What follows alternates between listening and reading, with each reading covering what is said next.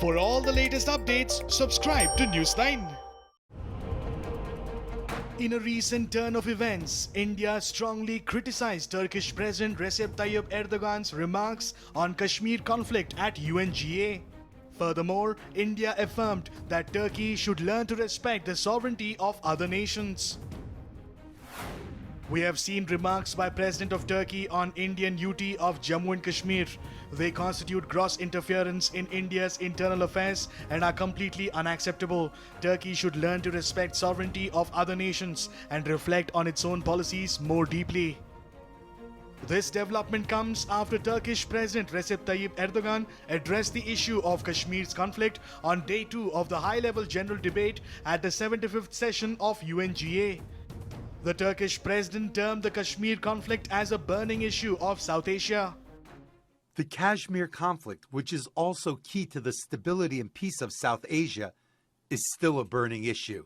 Steps taken following the abolition of the special status of Jammu Kashmir further complicated the problem. We are in favor of solving this issue through dialogue, within the framework of the United Nations resolutions, and especially in line with the expectations of the people of Kashmir. However, India has rejected any third-party intervention in the Kashmir issue and has maintained that all the matters related to Indo-Pak ties should be resolved bilaterally. Meanwhile, in the last 1 year, Turkey, which is an ally of Pakistan, has raised the issue of Jammu and Kashmir on several platforms. In the last UN General Assembly session too, Erdogan had raised the Kashmir issue at the forum. The 72-year-old Kashmir issue should be resolved through dialogue on the basis of justice and equity. Despite the resolutions adopted, India-occupied Kashmir is still besieged and 8 million people are stuck in Kashmir.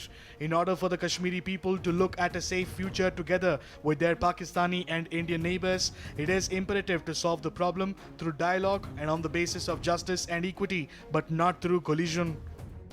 On the other hand, India had also slammed Pakistan, Turkey and the Organization of Islamic Cooperation at the 46th session of the Human Rights Council for their remarks on their internal affairs.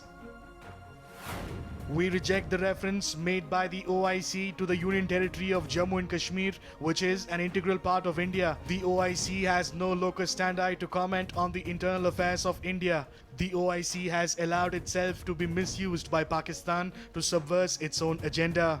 It's for the members of the OIC to decide if it is in their interest to allow Pakistan to do so.